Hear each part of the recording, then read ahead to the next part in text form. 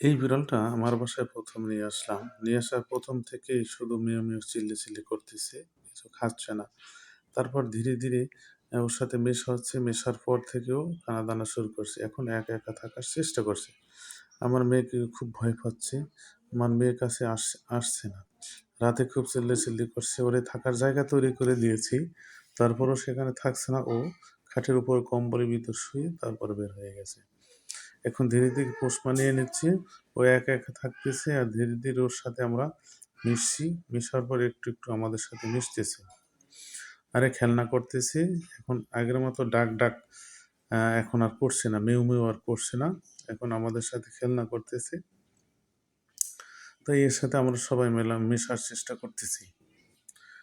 এই দেখেন আমাদের সাথে মিশতেছে, আমরাও ওর সাথে মিশতেছি। মিশার পরে আমার কম্পিউটার টেবিলে উঠে বসে রয়েছে। আমরা চেষ্টা করছি ওর সাথে মেলার। আসলে ছোট তো, আমার বাসায় কোনো বিড়াল নেই। বিড়ালের ছানাও নেই, আশেপাশে কোনো বিড়ালের ছানা, এর জন্য একা, একা ভয় পাচ্ছি। কিন্তু আমরা যখন ওর সাথে মিশবো, মেশার পর থেকে দেখা যাচ্ছে ও ঠিক হয়ে যাবে। দেখেন ওই আমাদের সাথে একটু খেলা করতেছে। আমরা ওর সাথে খেলার এবং মেশার চেষ্টা করতেছি। আমাদের সাথেও মেশার চেষ্টা করতেছে। দেখেন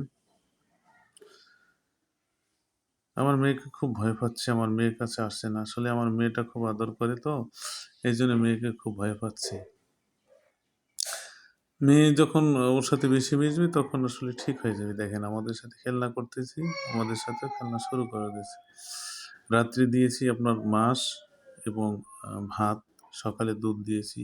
খেয়েছে, এখন একটু শান্ত আছে। এখন মিউ, মিউ চিল্লাচিল্লি করতেছে না, ডাকাডাকি করতেছে না, ঠান্ডা মাথায় আছে। ইদানিং আমাদের সাথে মেশার চেষ্টা করতেছে, আমরা মেশার চেষ্টা করতেছি। আমাদের সাথে ভালো একটা সুসম্পর্ক গড়ে ওঠার মাত্রা তৈরি হয়েছে। আমরা শুরু করতে ওর সাথে মেশা। দেখেন আমাদের সাথে খেলনা করতেছে, আমরা খেলা শুরু করতেছি। দেখেন এই আমার বাচ্চার খেলনা নিয়ে খেলা শুরু করছি।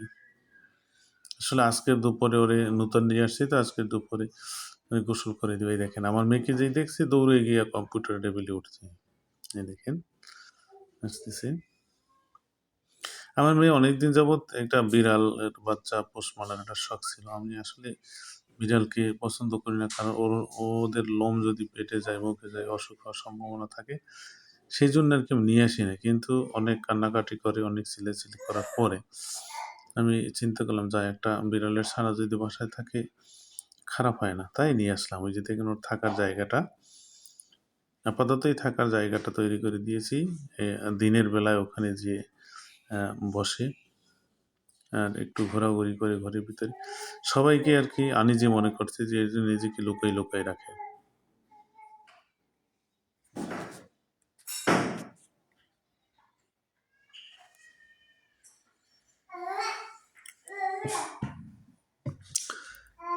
এ থামায় কোনখান থেকে?